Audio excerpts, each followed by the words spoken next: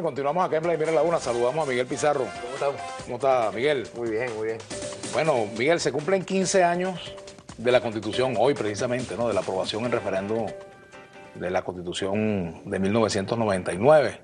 Tú tenías 15 años menos, yo también, Sí, por supuesto, pero... Yo tenía 11 años de edad cuando Pero eso. imagínate tú. Pero sin duda... ¿Cómo te sientes tú frente a esa Constitución? Mira, Vladimir, yo creo que eso es un proyecto político que el pueblo se dio. Yo creo que la Constitución del 99 tiene una característica social y política importante, que es un proyecto que se originó del clamor de la gente. Venía el agotamiento del bipartidismo, venía una crisis institucional profunda donde la gente había dejado de creer en lo que conocía como Estado y lo conocía como sistema de partidos. Y en esa marea que rompió del 98 al 99, dio una oportunidad que será un nuevo proyecto político, el cual hemos defendido desde su inicio en el 2007, precisamente cuando se intentó reformar desde quienes en 99 lo habían propuesto como proyecto político del país. Nosotros decidimos abrirnos ese camino, confrontarlos. Podemos, y desde el movimiento estudiantil, a mí me correspondió desde las universidades en ese momento librar una lucha muy importante en contra de la reforma constitucional, y en ese 2 de diciembre del 2007 el pueblo ratificó que en la Constitución del año 99 está su proyecto político, que ese pacto social que significa la Constitución de la República Bolivariana de Venezuela es la hoja de ruta que marca hoy en día inclusive los caminos por los que nosotros queremos lograr los cambios profundos en nuestro país. Es una Constitución que tiene arraigo en la gente, que lamentablemente es muy violada por quienes a veces la usan mucho, se lo ponen mucho en la manito y la sacan de los bolsillos, pero a veces pareciera que no la leyeran. Y en esa Constitución están las garantías, los derechos y un proyecto que, si lo desarrollamos, nosotros tendríamos un país no solamente de progreso y de futuro, sino tendríamos un país donde ser distintos y pensar distinto no nos hiciera enemigos ni adversarios. ¿Debe cambiarse esa Constitución? Mira, yo no soy de los que se suscriben a esa política de que hay que cambiar la Constitución o hacer una constituyente. Yo creo que si hay cosas que podemos mejorar de la Constitución, bienvenida sea. Una de las que hablaban era el tema del financiamiento público de los partidos, que es un tema de discusión real.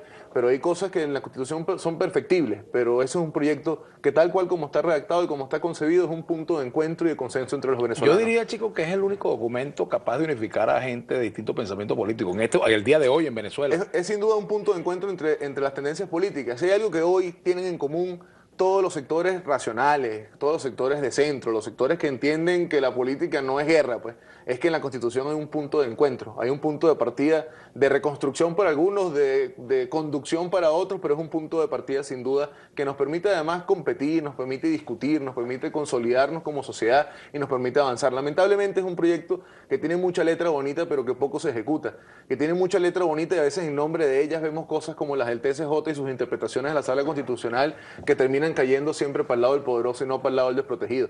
Yo rescato algo que decía Eleazar hace un segundo, que es que esa fue una Constitución que a veces estuvo redactada en algunas partes por gente que pensó que no iba a estar en el gobierno siempre y que se preparó para hacer oposición. O sea, que eso nos pasó un poco lamentablemente, Vladimir, esos artículos que están redactados con visión de oposición, que no es otra cosa sino la protección al que menos poder tiene, hoy en día son violados por quienes del poder intentan a ultranza, sin justificaciones, a veces imponer un proyecto político. Mira, el simple hecho de las inhabilitaciones políticas, las competencias electorales, las condiciones en las instituciones, la separación de los poderes, que son cosas que están muy claritas en nuestra Constitución, hoy en día son a veces dejadas en segundo plano por el manejo político de quienes están en el poder. Y eso es un tema de fondo, porque eso nos lleva a nosotros a discutir en cuanto a la vigencia del proyecto político que está en la Constitución, cómo es aplicado por quienes fueron sus propulsores y quienes fueron los que pusieron el tema en la sociedad en un momento determinado. ¿Qué opinas, Miguel, de la movilización que hoy está realizando el Partido Socialista Unido de Venezuela, que le da un carácter antiimperialista la convocatoria? Mira, Vladimir, antiimperialismo no es una frase.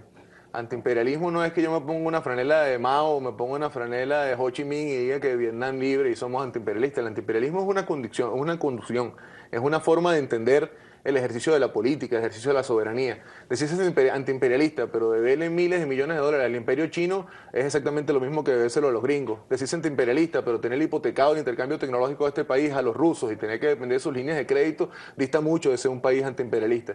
Decirnos antiimperialistas y no ser un país soberano en nuestra producción alimenticia, que dependamos de otros países para poder comer, que dependamos de las transnacionales de la medicina para poder tener lo mínimo de medicamentos para nuestros enfermos y para nuestros viejitos, habla mucho de cómo es nuestra conducta entre el refrán del antiimperialismo y la práctica concreta del antiimperialismo. Antiimperialismo no es nada más quemar una bandera gringa en una plaza. Antiimperialismo es construir una política soberana que te permita de verdad ser independiente de las potencias. Porque el capitalismo chino y el capitalismo gringo son igual de voraces.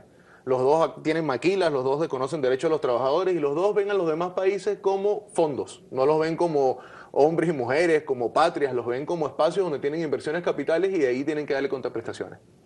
Ahora, esa aseveración que tú haces, tú dices que los chinos son imperialistas. Sin duda. Sin duda, mira la forma en la que ellos Y tú entienden el vienes de un manejo partido chico que económico. era pro-chino, porque tú estuviste en bandera roja, ¿no? Ah, no, yo estuve cercano al 77, nunca estuve en bandera. Además que la revolución cultural china tiene un problema, Vladimir, que es que Mao después se enfrentó con la realidad. Después de que Mao logró la revolución cultural y estableció el sistema de las comunas, después esas comunas se enfrentaron con las desigualdades y las desigualdades lideraron en privilegios y los privilegios derivaron en los vicios que hoy en día vemos dentro de China. No hay un país en el mundo más capitalista que China. Poco salario por jornada laboral, no derecho a la sindicalización, no derecho a las huelgas y respeto de la capacidad asociativa entre industrias y empresas por razones distintas a las del Estado. Todo lo controla el Estado, todas las finanzas son públicas y la única capacidad de hacer negocios en el mundo dependen del Politburo y del Comité Central del Partido Chino. Ahora, fíjate, volviendo a Venezuela y dejando un poco a China de lado, que es un tema interesante porque, bueno, las reformas económicas en China fueron las que permitieron su crecimiento, ¿no? El Así es. abandono de un modelo De un modelo comunista ortodoxo ¿no? y dogmático. Así Permitió es. su crecimiento y aquella frase de Deng Xiaoping, no importa si el gato es gris o blanco, sino si caza ratones, ¿no? Así es, después por eso le dijeron revisionista. Bueno, pero fíjate cómo despegó, claro, por supuesto, la economía china, ¿no? Ahora, me gustaría hablar un poco de los poderes que nacieron a propósito de la Constitución de 1999 y que hoy están en proceso de renovación. El poder ciudadano, la Contraloría General de la República ya existía, el Poder Ejecutivo ya existía, el Legislativo, pero se sumó el Poder Electoral y el Poder Ciudadano. Mira, ahí en la Asamblea está el proceso de Poder renovación de los poderes. Lo primero es un tema yo creo que de expectativas de la gente. Yo creo que el pueblo venezolano en su conjunto, sin importar su condición política, espera una renovación real de los poderes. No espera un carrusel como lo que sucede a veces con los ministerios. Es que no sé quiéncito falló en el Ministerio de Agricultura, vamos a pasarlo para el de Industrias y el que estaba en educación lo metemos un ratico en deporte y lo vamos rotando de donde que funcionan. Eso no es lo que la gente espera de los poderes. Cuando la gente habla de poderes independientes, de poderes autónomos, no solamente un discurso retórico, es que la verdad en nuestro país la impunidad judicial, por ejemplo, hablemos del caso de la fiscal, ahí iba la fiscal a inscribirse con un montón de funcionarios del Ministerio Público, que además me gustaría que explicara esa movilización o cuántos puntos le da esa movilización en el baremo de la evaluación, pero al final nosotros tenemos que evaluar las gestiones de quienes están detrás de eso. La fiscal general de la República, cuánto retardo procesal no tiene, cuánta impunidad no existe gracias a las pocas labores o a las escasas labores que la fiscalía se lleva con los privados de libertad. Y no me refiero a los políticos nada más, me refiero a lo que sucede con el privado común, con el que por cualquier tipo de delito está hoy en día enfrentando a la justicia y de ahí derivan. Pero además los otros poderes como la Defensoría del Pueblo, por ejemplo. ¿Qué institución ha dejado más deudas para este país que esa Defensoría del Pueblo? Que no solamente, te reitero, en casos de la oposición, como son las protestas del 12 de febrero y las detenciones arbitrarias y las denuncias de tratos crueles e inhumanos por parte de organismos de seguridad, sino en casos como el del cacique Sabino, donde la Defensoría también debió haber actuado y digamos que eso es una tendencia política totalmente distinta a la nuestra y tampoco actuó, que son instituciones que fueron concebidas en la Constitución con un rol específico en la sociedad, para atender además un clamor que era necesario en ese momento y que yo creo que cuando uno revisa la gestión y uno mira y hace el balance completo, dejan mucho que desear con respecto a su rol y a la promesa que se le hizo al pueblo. Y en el seno de la Asamblea nosotros seguimos apostando desde la unidad por una renovación real de los poderes, por una renovación que le dé tranquilidad a la gente y confianza en sus instituciones. Ajá, ¿y cuáles son las opciones que tienen ustedes al día de hoy para que eso ocurra? Mira, nosotros todavía estamos hoy cerrando las impugnaciones. Hoy cerraba CNE y TCJ, mañana cierra el Poder Moral y Ciudadano. Las listas completas deberían estar terminadas este miércoles. Entre jueves y viernes vienen las decisiones y las ponderaciones. Acá el tema de fondo, Vladimir, es un tema de principios. No es un tema de si te toca uno o te tocan dos o hay un suplentico por aquí o apoya tú a este nombre y yo te apoyo a este otro por aquí, sino es un tema agarrando que se fallo. Sí, es porque es que eso al final la gente, parte de lo que implica rescatar la política es que hay que estar por encima del ñemeo, hay que estar por encima de esas cosas pequeñas, aquí tienen que haber cosas de principio y cosas de principio tienen que ver con que los poderes sean de acuerdo a la Constitución, personas confiables, personas transparentes, poderes equilibrados, que no respondan a una tendencia o a la otra, sino por el contrario, los poderes están ahí para dirimir los problemas de las tendencias. ¿Hay alguna opción de que eso ocurra? Mira, que se lleguen a unos poderes como tú los describes. Como dice la ópera se acaba cuando canta la gorda. Aquí hasta que nosotros no lleguemos a la decisión final hay opciones. Lo que nos corresponde a quienes hacemos política, hacemos vida en la Asamblea, es presionar por todas las vías posibles para que esas condiciones ¿Quién es la gorda en esta historia? Y la gente, la mayoría de votos que haya en la Asamblea Nacional, en donde se puede hacer por mayoría, y si no, los acuerdos políticos o la omisión legislativa. Ahí hay tres opciones claras. Lo importante es que lo que suceda al final, la gente tenga la garantía de que desde la unidad vamos a trabajar por poderes equilibrados, transparentes y confiables. O sea, ustedes no van a votar, por ejemplo, por un CNE que sea 4-1. por ejemplo. Mira, es que si tú lo ves así, si tú te lo planteas numéricamente, para empezar, es imposible votar un CNE 4-1, pero si tú lo planteas en términos numéricos, sin ver el rostro, sin ver quiénes son los nombres, sin ver cuáles son las conductas, al final tú vas a repetir el mismo vicio que nos ha traído hasta hoy. Aquí el tema de hoy es que los poderes están para dirimir los conflictos entre las tendencias. Es de Si los principio que no poderes- repita a Tibisay Lucena para la Mira, yo oposición. creo que es muy difícil votar por la señora Tibisay Lucena para que se reelija en el CNE. Es un tema complejo, es un tema donde además su gestión ha dejado muchas dudas, donde cosas que nosotros pedimos que eran totalmente racionales, como revisar cuadernos de votación, se convirtió todo un trauma y todo un tema de discusión política, y para la alternativa democrática es sin duda difícil votar por la señora Tibisay Lucena al CNE. Reitero, porque el tema es cómo nosotros creamos poderes en los que la gente confíe, cómo los poderes se vuelven instancias donde las tendencias puedan dirimir sus conflictos y donde la sociedad tenga caminos y vasos comunicantes que le permita expresarse y les permita solucionar en santa paz los conflictos que a veces de la política generan. Marco69 me dice por aquí, no veo más este programa. Cuando denuncio las inspectorías del trabajo corruptas en Aragua, no lee los mensajes. Vamos Ahí a la está. pausa.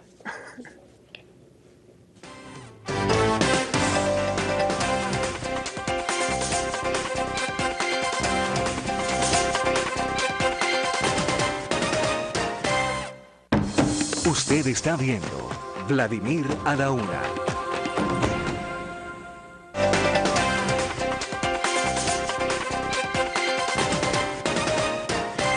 Bueno, seguimos con Miguel Pizarro. Douglas Pérez, diputado, con honestidad, ¿usted realmente piensa que existe una oposición seria con proyectos? ¿Quién es el líder? Emmanuel Ruiz dice, falta Faría porque ya llegó al cuadrilátero mi gallo rojo comunista. Dice aquí Antonio González, la Constitución es violada al introducir comunas en nuestro país. Bueno, Mira, yo empiezo por la primera afirmación, que además es uno de esos discursos que... ¿qué el opina de gobierno lo que usa. pedía su partido PJ el 11 de abril, un preámbulo al Carmonazo, dice Víctor González? Mira, yo del 11 de abril tengo una postura muy clara. Yo creo que la oposición cada vez que busca los caminos cortos ha tenido siempre los peores resultados.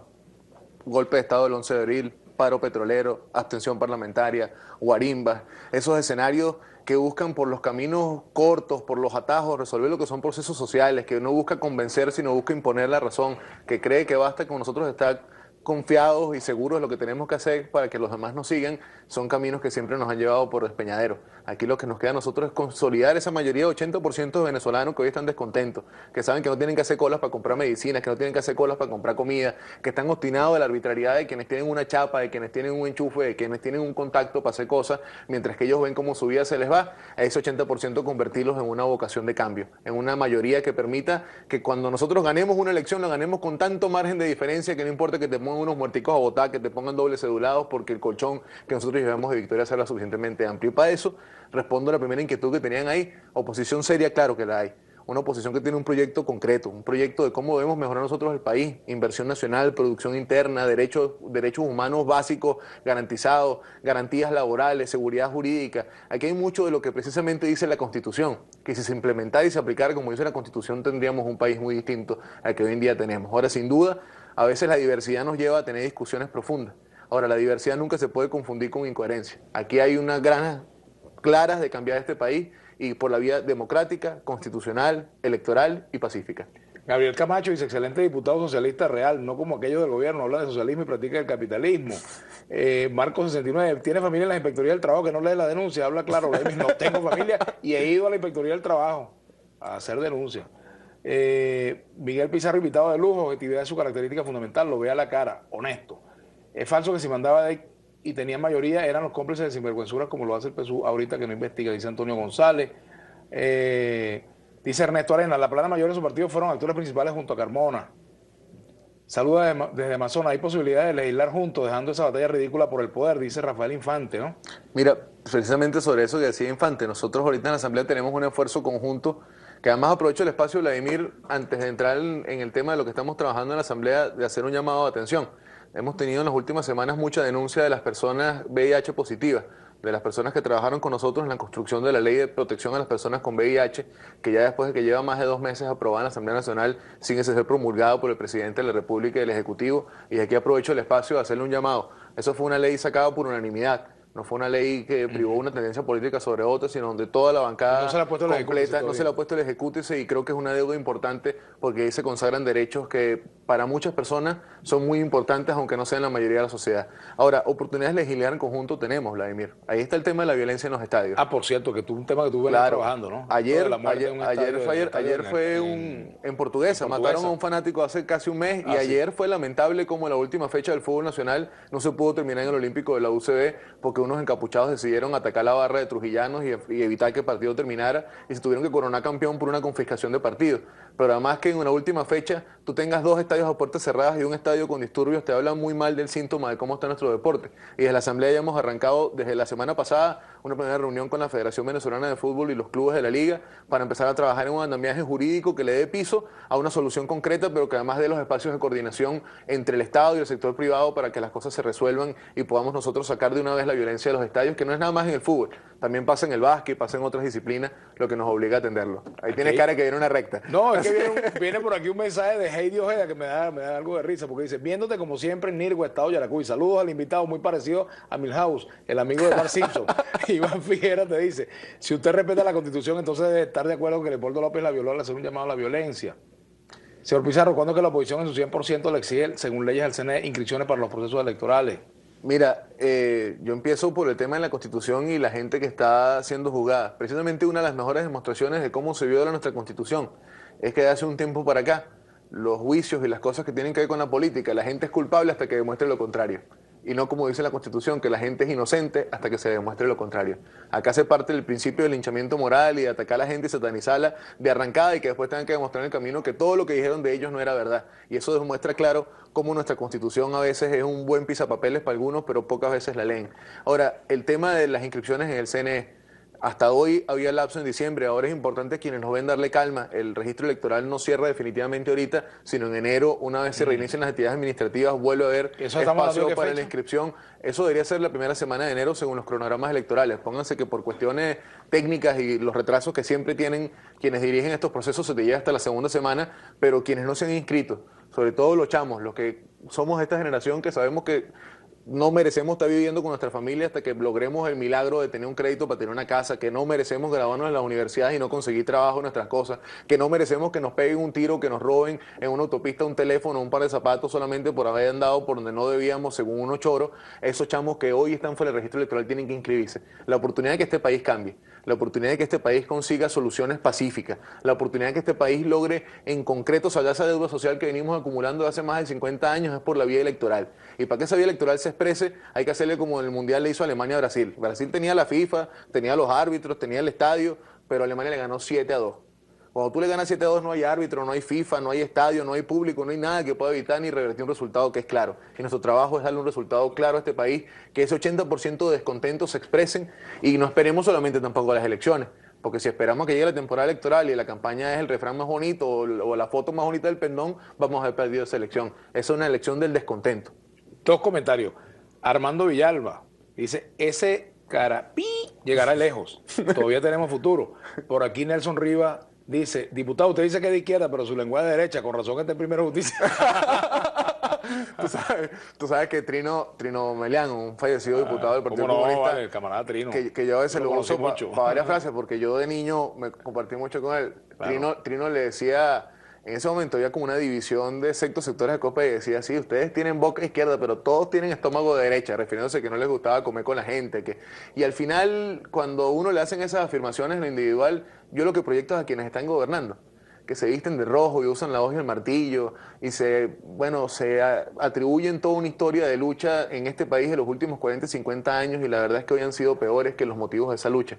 Sin duda, hoy no hay persecución a esa magnitud como la seguridad nacional, que llevó a mi papá hasta en una pajarera 1 año y medio sin ver luz del sol, o que llevó a mi tío que le cayeran a palo en las costillas para que dijeran dónde estaban los demás camaradas. Pero hoy sin duda nosotros tenemos una actuación del Estado que desconoce a las minorías, que no reconoce los derechos básicos de la gente en cuanto a huelga, sindicato, a contratos colectivos, pero que además motivos que llevaron hace mucho tiempo a la marcha de los pendejos, hace 20 años atrás, hoy se han quedado en pañales, las colitas de PDVSA, miles de millones de dólares en empresas de maletín fugadas por ahí, pero además basta con ver un funcionario de gobierno cuando uno lo ve por la calle, cuando uno ve 3 camionetas blindadas, 15 motos, que mandan a cerrar lugares para ellos solos, se convirtieron en una nueva élite política, en una nueva élite económica. Y a las élites, lamentándolo mucho, Hay que enfrentarlas y hay que derrotarlas en el camino pacífico, en el camino político. Pero las élites nunca han llevado a los países y a las mayorías a solucionar sus problemas existenciales reales. Edwin Rivero, Pizarro, ¿qué opinas de que el PSUV ya está organizado de cara a las parlamentarias y la MUD está dormida? Mira, yo creo que el PSUV tuvo muy claro su cálculo político. Entendieron que por la vía de apoyo popular han venido disminuyendo altamente sus oportunidades de triunfo y decidieron por la vía de la estructura empezar a tener control político de lo que sucede abajo. La mesa ha optado por el camino político, por el camino de organizar ese descontento y en torno al descontento de los venezolanos, de la escasez, de la inseguridad, de los problemas del día a día, construir una política de acompañamiento de organización, que a veces no es tan pública y tan notoria. Y te lo digo en mi experiencia individual, yo he ido a Amazonas, he ido a Apure, he ido a Guárico, he estado en Vargas, he estado en Táchira, he estado en Zulia, organizando las estructuras de base, revisando cómo están las cosas en nuestros niveles más bajos, oyendo al dirigente de base, y a veces eso no agarra titular, eso no te agarra 3, 5 programas de televisión, pero eso es un trabajo permanente que nosotros hemos venido haciendo, que va a tener resultados claros cuando lleguemos a las elecciones, pero que además tiene otro resultado político que a veces nosotros subestimamos. Hoy en día, la política está cerca de la gente. La política está en hablarle directo a la gente y escucharle directo a la gente. Y eso pasa por dos cosas fundamentales. La primera es que seamos ejemplo de lo que decimos. Tú no puedes decir que eres distinto y actuar absolutamente igual a lo que te enfrentas. No puedes ser sectario, no puedes ser intolerante, no puedes ser tampoco un tipo ostentoso y opulento, porque entonces no tienes razón para quejarte de los que están gobernando. Pero lo segundo es que tienes que ser alguien disciplinado. Que el trabajo con la dirigencia no tiene que ser una tarea tediosa para el dirigente nacional, que el dirigente de base no tiene que agradecerle al miembro de la dirección nacional cuando va para su comunidad o va para una caminata, sino al contrario, el de la dirección nacional tiene que agradecerle que abajo lo reciban y lo guíen para poder hacer la política, porque nosotros tenemos que cambiar la forma en cómo entendemos las relaciones de poder, y eso no es nada más en el gobierno, eso tiene que ver mucho también con la alternativa. Cómo desde arriba y quienes tenemos roles dirigenciales podemos darle caminos, contenidos y conductas claras a quienes nos ven a nosotros como ejemplo. Iván Figuera, ¿qué opina usted de lo que dijo Jesús Torrealba en cuanto a que el diálogo con el gobierno se acabó? Mira, difícilmente uno puede hablar con una pared, ¿no? Yo siempre he sido defensor de los espacios de discusión, de los espacios de debate, de los espacios de diálogo, pero para hablar hacen falta dos. Por más que exista vocación de una tendencia política de que existan espacios de la discusión, si no hay disposición real a que esa discusión tenga resultados, no tiene sentido la discusión. Aquí cuando hay sectores políticos que durante años han estado siendo adversarios, se han estado confrontando en el terreno político y a veces en terrenos distintos a la política, cuando se habla de conseguir un encauce de la convivencia, hace falta que los dos quieran algún nivel de convivencia. Cuando desde el poder se entiende que todo el que piensa distinto es enemigo, del sector distinto no hay otra opción, sino explicar que no somos enemigos y con la claridad política de que nosotros no tenemos enemigos, juntar a todo el que piensa como nosotros y distinto a nosotros en una plataforma que los incluya. Y ese es el reto hoy. Un poco de gente, Vladimir, porque a veces nada más vemos este lado de la acera, pero un montón de gente que creyó en ese proyecto de la Constitución, que en el 99 se vio esperanzado y dijo, esta es la hora de saldar las deudas sociales, que durante años tuvo la esperanza de que las misiones y el proyecto político que ellos lideraban tuviese la concreción real de lo que esperaban como país, hoy en día se sienten traicionados. Sectores que saben que podrían estar mejor que como están, y no me refiero a ellos como individuos, no me refiero a sus privilegios, sino a la sociedad y al país en su conjunto, hoy están siendo perseguidos y están siendo execrados de las filas de gobierno por pensar distinto y por señalarlo. Nuestro rol a esa gente no es esperarlos aquí con un bate y decirle, bueno, está bien, ahora sí quieres patria, ¿cuánta patria? No, a esa gente hoy hay que tenderle la mano. Porque esos hermanos de crisis, esos hermanos de lucha, esos hermanos de observaciones, tienen en nosotros que conseguir una plataforma que los interprete, que los incluya y que les permita satisfacer los anhelos de que nuestro país, esa deuda social, que llevó a que tengamos barrios como los que tenemos, que llevó a que nuestra educación fuese como es, que llevó a que hoy tengamos 4 millones de chamos que dependen de un programa de alimentación al que le destinan apenas 6 bolívares por día, la podamos saldar de una vez por todas para que más nunca volvamos a caer en esta dinámica. Dijo el presidente Maduro en una entrevista con José Vicente Rangel que la única forma de que haya una insurrección popular es que la derecha haga algo contra él. Mira, yo no creo en las insurrecciones, por una razón. Decía un Service, que es un historiador británico, decía que las insurrecciones populares tienen de popular quienes siguen al que inventó la insurrección, pero usualmente las insurrecciones las deciden pequeños grupos, por eso terminan llegando a insurrección. Y para que las puedan diseñar, o son de las cúpulas, o son de las élites, o son de algún nivel político que siempre tiene alguna capacidad de incidir. Nosotros no creemos en esos caminos. En esos caminos nadie determina que la insurrección va a derivar en que haya un cambio político profundo o que termine eso cayendo a la torta al sector de la alternativa. Esos caminos tienen finales inciertos y nosotros no podemos llevar a este país a más finales inciertos. Ahora, la única garantía de que no exista insurrección en nuestro país difícilmente es como lo dice el presidente Maduro. La garantía de que no haya insurrección en nuestro país es que la gente tenga instituciones, que la gente tenga canales por los cuales expresarse, que la gente tenga en contraprestación a su protesta y a su reclamo respuesta y solución y no solamente palo, pero sobre todo las cosas que en nuestro país se entienda que los caminos rápidos terminan teniendo soluciones que no son sostenibles en el tiempo. Que aquí todos queremos que esto cambie, pero para que esto cambie tenemos que todos juntos remar en una dirección. Douglas Pérez, usted es diputado por Táchira, ¿ha visto cómo está San Cristóbal? ¿Qué opina? Mira, en San Cristóbal no sé a qué se refiere exactamente, se refiere a la gestión. Yo creo que con las dificultades la alcaldesa ha venido levantando y ha venido ordenando una ciudad que, bueno, fue golpeada en los meses de febrero en su ornato, en su infraestructura, por esos escenarios de protesta que nosotros, nuestra opinión la expresamos claramente en ese momento. Ahora, en general Táchira está muy golpeado, como todo nuestro estado fronterizo, porque primero se parte del principio de que todo el mundo es contrabandista, pero además el problema real y el meollo real del contrabando termina sin resolverse, que es la discrecionalidad con la que las Fuerzas Armadas manejan la frontera, la discrecionalidad con que se manejan los puntos fronterizos de control y cómo hay muy pocas personas que terminan aglutinando demasiado poder en torno a ellos y derivan los vicios que tenemos. Y así como Táchira, como Zulia, como Apure, como Amazonas, como Vargas, como Falcón, donde cruzaban la frontera para venir hasta acá a comprar y hacían inversiones y teníamos un mercado distinto y que hoy en día eso se ha venido a menos por una economía que privilegia a los poderosos pero que castiga al que menos tiene. Mira este mensaje, Xiomara Escobino. Excelente entrevista con el diputado Pizarro. Claridad y madurez. Claridad y madurez. Tiene mucho que aportar a la política del país y a muchos de PJ. No me pongan esa responsabilidad tan complicada. La política del país es muy amplia, Vladimir, y uno al final tiene que estar contento y en descontento a la vez con los políticos que tiene. Si nuestra gente no solamente criticara, sino nuestra gente exigiera más de qué quiere de sus políticos, nosotros tuviésemos mejores políticos. Porque quienes se meten en esto por servicio, quien entiende que esto es el rol de su vida, tiene que estar sometido al escarnio permanentemente. Ahora, un escarnio que sea bidireccional, que permita también que uno se defienda y que no solamente se cree en películas de la gente. Aquí dice, excelente verbo el señor Pizarro, mis felicitaciones. Lástima que tomen la Constitución como un saludo a la bandera. Bueno, Miguel, se acabó el tiempo. Te agradezco mucho que hayas venido al programa. Muchas gracias a ti por la invitación, Vladimir. Bueno, muchas gracias. Y ustedes, queridos amigos, los dejamos en compañía de Julio César Pineda y su brújula internacional, como siempre.